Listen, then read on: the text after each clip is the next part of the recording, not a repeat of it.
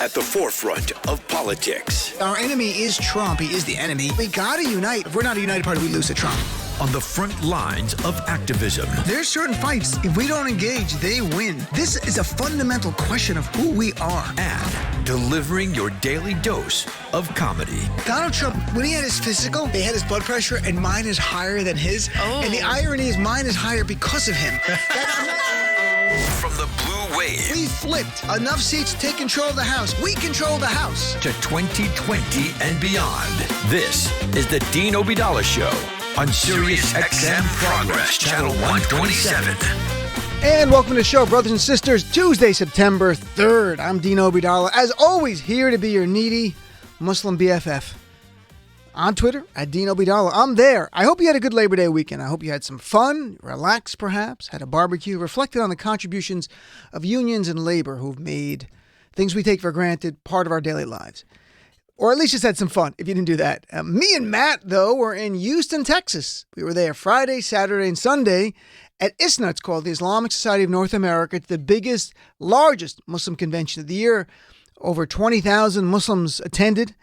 About 15 protesters outside. They were just laughable. There were far more counter-protesters who were supporting freedom of religion and expression that were there. There's an amazing cross-section of people at this event. It was really fun, exciting. Saw a lot of people that have been on this show and shows on Sirius XM in the past from the Muslim community, like Linda Sarsour and others, and we interviewed them. They'll play later in the week. Also, people who are not Muslim that were there. Allies who were on panels, Christian and Jewish allies, and people like Trevor Noah from The Daily Show, who is not Muslim, by the way, folks. But he was there on Friday night in a moderated discussion. I want to play one little clip from him on Friday when asked about if he had a chance to interview Donald Trump, what would he say? Here's clip number one. What do you ask someone who always lies? You know, I'm under no illusions. I know all of his game plans now. To be honest with you, I might just lie the whole interview and see how it goes. I might try to outlie him. You know, I might just make up countries and ask him. I might just be like, hey, you know, so the president of Kazakhstan said that you had a great phone call with him and he said you're a wonderful leader. Why do you think you guys get along? And he'll probably answer me. He'll probably be like, he's a great guy, so good. You know, when the president of Kazakhstan called me, I knew that he was a good guy. We're going to be doing great things with him. And then I'll just see how far you can go. And then I see if I can get him into a trade deal with Kazakhstan. Get him into a trade deal with Kazakhstan. It was a lot of funny stuff there. And in that venue, that hall held about 7,000. He got a really good turnout. Several thousand people came. But the big event was the presidential forum. It was the first ever. ISNA's never done this before. They're non-political. It's a Muslim organization that didn't want to get involved in politics. But this time they did because the stakes are high and they had a presidential forum. And they invited the 10 top candidates on the Democratic side. They even put out an invite to Donald Trump. Of course, he said no. 2 of the 10 came, Julian Castro and Bernie Sanders. And you know, I spoke to countless Muslim Americans. We'll play some later in the week, talking to them about who are your top candidates. And it was sort of, I'm not going to say it was tied, but there's a lot of love towards Bernie and Liz Warren. Over and over, Bernie and Liz. And then some said Joe Biden as well. But Bernie Sanders has a special place in the heart of the Muslim American community. And I'll explain why, because I don't think a lot of people will know why. I mean, he's actually affectionately called, Bernie Sanders, I'm not kidding, at the Muslim conventions, affectionately called Uncle Bernie. In fact, I would say that the biggest hit of the largest Muslim convention of the year was a 77-year-old Jewish guy from Brooklyn, Bernie Sanders. Because, and for the presidential forum, where it was him and Julian Castro, the room was packed, about 7,000 people in there. It was remarkable.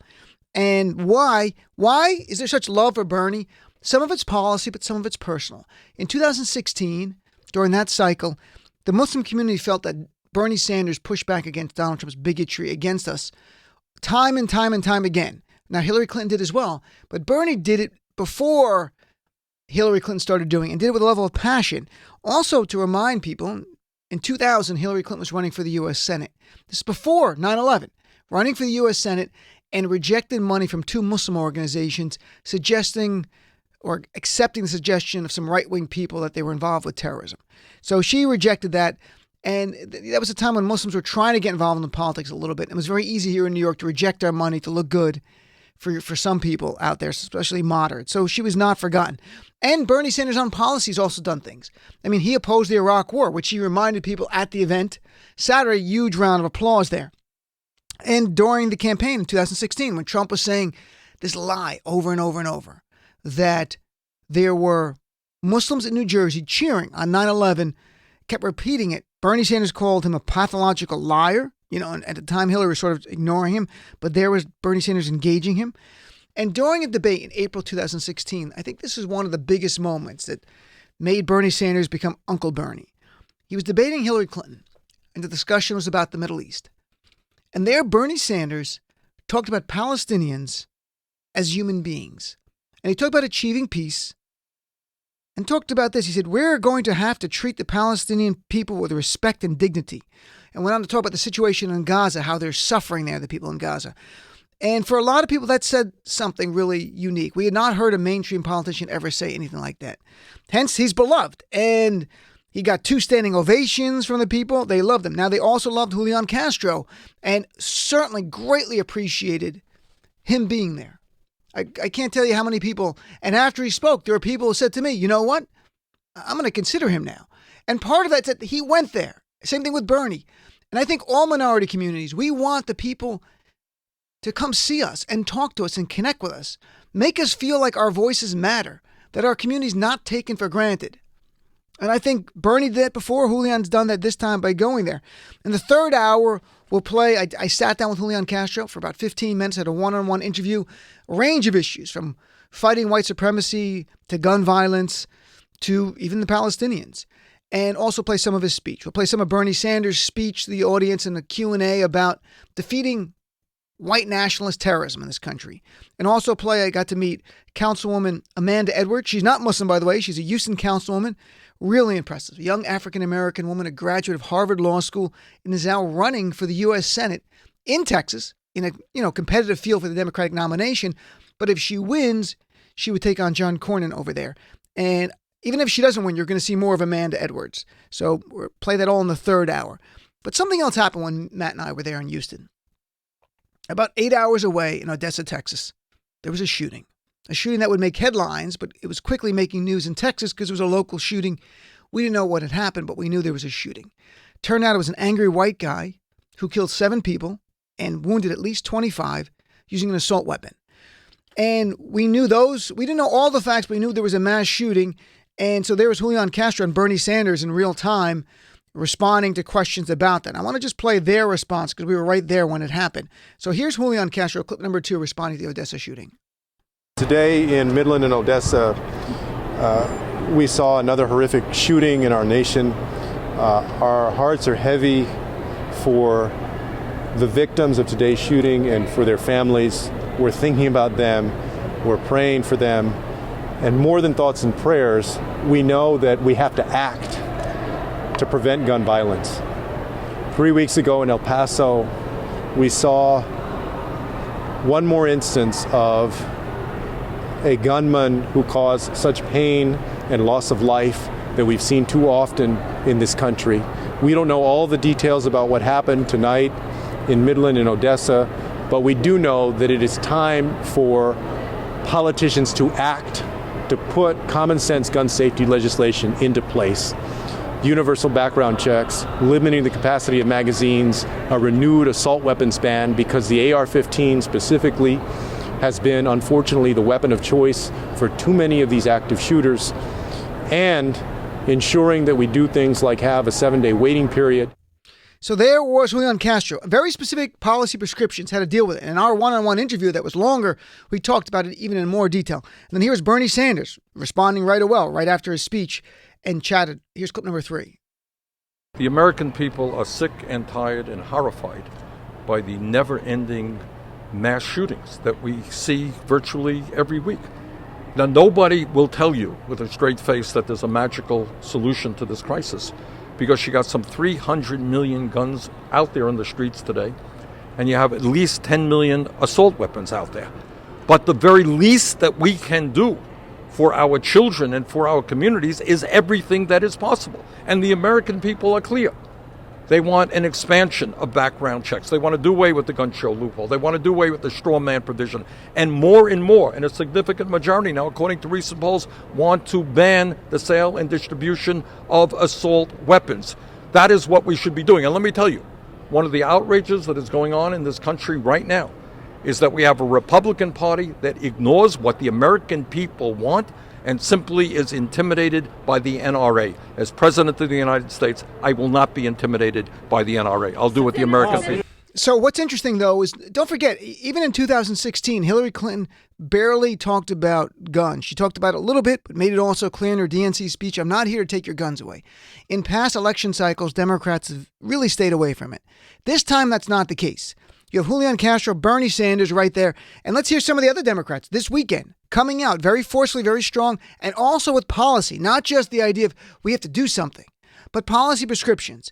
And I think part of it is that public opinion has really shifted. And I'll go through the polls on opinions.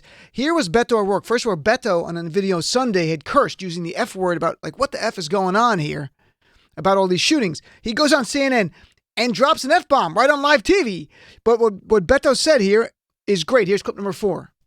The rhetoric that we've used, the thoughts and prayers that you just referred to, it has done nothing to stop the epidemic of gun violence, to protect our kids, our families, our fellow Americans in public places, at a Walmart in El Paso where 22 were killed, in Sutherland Springs, in a church, 1 or 2 a day all over this country, 100 killed daily in the United States of America. We're averaging about 300 mass shootings a year. No other country comes close. So yes, this is fucked up. And if we don't call it out for what it is, if we're not able to speak clearly, if we're not able to act decisively, then we will continue to have this kind of bloodshed in America. And I cannot accept that.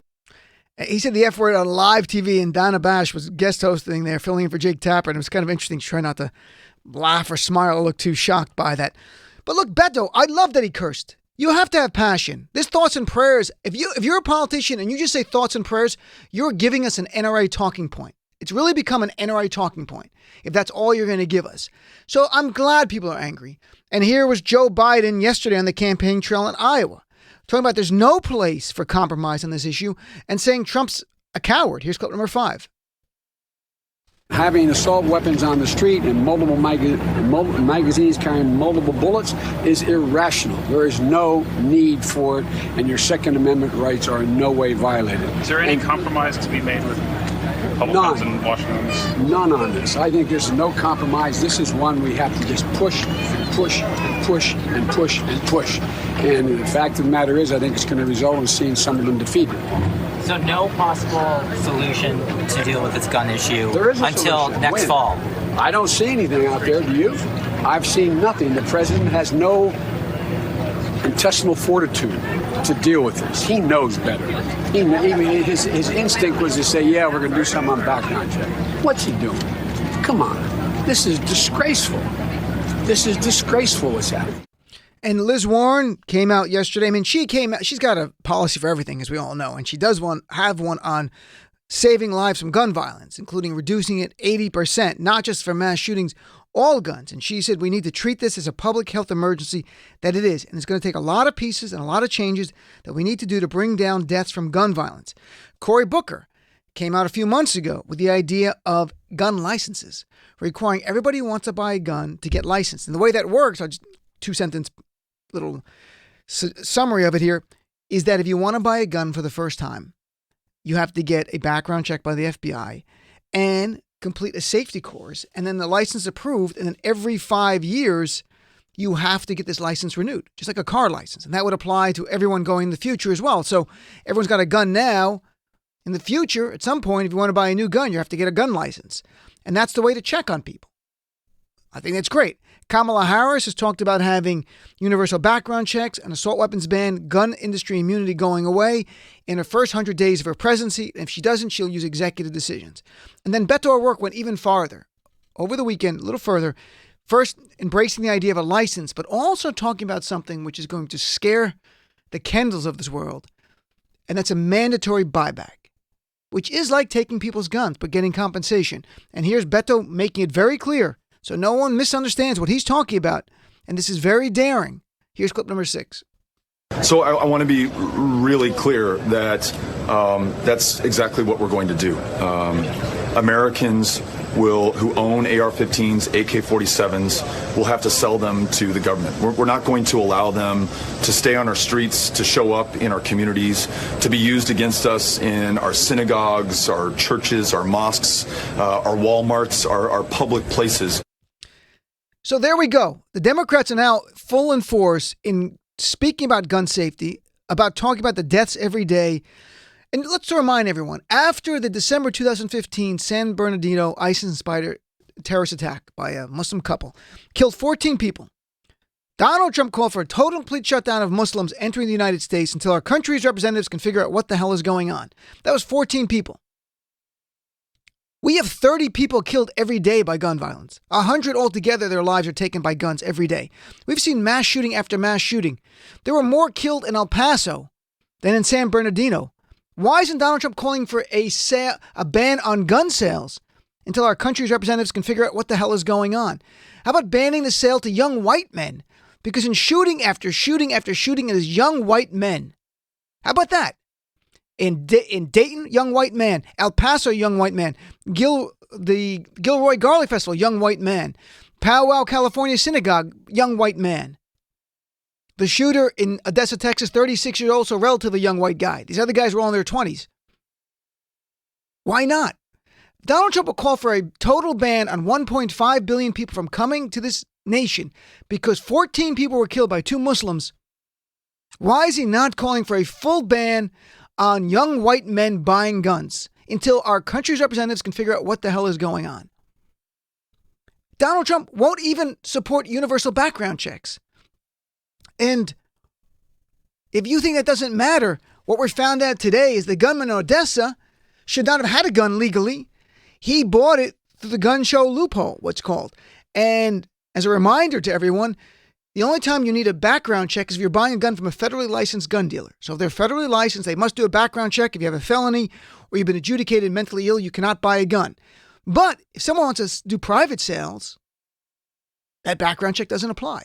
They say the estimates are 40% of gun sales are through the private sales. Well, the guy in Odessa had been clinically determined to be mentally ill and still bought his gun legally, folks, not illegally, legally in a private transaction sale.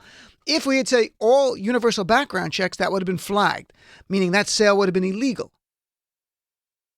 But the question I have for the Republicans and Trump is, how many more Americans have to die before you'll do something? Can you give us a number? Because maybe if you gave us a number, we can say, well, we're getting closer to that number. Because every day, 30 Americans will die by gun violence, including 5 to 8 teenagers and children. And another 60 will die from suicides. And about 8 or 10 accidental deaths. It amounts to about 100 a day. If over 100 Americans a day were being killed by a foreign nation, we'd be going to war to prevent that from happening any longer. But when that's done by the hand of fellow Americans, the Republicans will do nothing because they fear the NRA. They fear the money of special interests. That's all they're about. And they've put the lives of, and here's a blunt truth. This might sound callous, but it's true. The Republicans don't care if you or your children are killed by gun violence. They don't. The Republicans do not care if you or your children are killed by gun violence. Because they did, they would be stepping up to do something. But to them, we're acceptable losses. To Donald Trump, we are clearly acceptable losses. And the polls show we're on the side where America wants to go. And I think maybe that's partly why politically you've got the politicians coming out, but I think we feel it. We're hand in hand. You know, recent polls, I'll give you a few quick examples here. 60 to 70% of Americans now support a total ban on assault weapons. 60 to 70, depending which poll you're looking at, 60 to 70%. 72% of Americans support banning high-capacity magazines. Over 80% of Americans support red flag laws, which are if someone sees something, someone owns a gun and something's concerning about what they're doing, you can report them to the police. The gun's temporarily taken away and they can have a court hearing. And over 60 to 70% of Americans support some kind of laws to make it harder to get guns, and nearly 90% of Americans support universal background checks. But when you break these polls down among Republicans, folks, solid majority of Republicans don't want any new gun laws because they don't care if you're killed. They really don't care. They don't care If my loved ones are killed, they don't care if my family is killed, as long as they can buy their AR-15 and their 10 capacity magazines for their guns and have no background checks so they do private sales to people, and they don't care about how their guns are stored. They don't care if it's accidental death of children. They don't care about any of that. They care about having access to their guns because a lot of them, folks, it's not even about safety for their house. It's not about hunting. It's to protect them from the government, because one day the government's going to rise up and take away their rights. And when Beto O'Rourke says mandatory buyback, that triggers their mind. They're, oh, you see that? Look, Democrats are coming to take our mandatory buyback. Of course, that would have to pass Congress.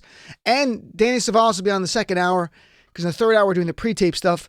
We're going to talk about the legality of certain proposals and will they pass constitutional muster? Because Supreme Court has been pretty clear on what Congress and state legislatures can do and what they can't. And the courts have interpreted a lot of laws over the last few years, lower courts, and we'll go through some of them in the next hour. And I think it's really instructive to see what we can push for realistically. So let me ask you, do you think the Democrats should make this a top issue? Should they make saving lives from gun violence a health care issue the same way Liz Warren is saying that? And that means making it on par with health care. Because health care is the number one issue among all Americans. Number one. Immigration's number two. And that's only because Trump talks about it all the time. But health care is number one. Make this a health care issue. Talk about saving lives from gun violence. How much more American carnage should we have on our streets before Trump and the GOP will do anything? Not something, anything. Something, anything. Every day, today, 30 Americans will die by gun violence. 5 to 8 children today. Sick, and the suicide rate double. And you say, well, we can't change suicide rates. You can, because states that have enacted waiting periods of 3 or 7 days have seen the suicide by gun numbers go down, and that's common sense, because someone is distraught and they go buy a gun and they kill themselves. They have to wait 3 days or 7 days. Many times they'll find help. They're whatever in their mental state that is driving them to this desperate place is passed. They get help from friends or even get institutionalized, whatever it is. So yes, laws do save lives. And those people on the right are going to call in and say, the states with the most gun laws have the most deaths by guns. That's a lie. That's just not true. That's a lie. And if you bring up Chicago, here's the truth about Chicago, so I can preempt your stupid call. 60% of the guns found in crimes in Chicago don't come from Chicago. They come from neighboring states with lax gun laws, the number one being Indiana. Guns are transportable. That's why state laws do help. County laws do help. But we need a federal approach because guns are too transportable. They're too easy to move around. So you can legally buy a gun in Indiana that you're not supposed to buy in Illinois, and you cross the state and you got it. There you got it right there, legal. That's where we are. I'd love to hear from you. What do we do to save lives? Is this a turning point? Is it through Parkland and those young people? And now that public opinion has shifted, what do we do to save lives of our fellow Americans? Or are you fine with our fellow Americans dying? Are you fine with another mass shooting every 4 or 5 days in this country? In fact, we'll probably be a mass shooting tomorrow. It just continues. There was a mass shooting that got almost no press because there's a kid who killed his family, 5 family members yesterday. I mean, it's getting almost no press. This is the world we live in. Is this acceptable? Is this okay with you? 866-997-4748. Love to hear from you. You're my guest right to the top of the hour. The Dean Obeidallah Show. Voting is the most important civil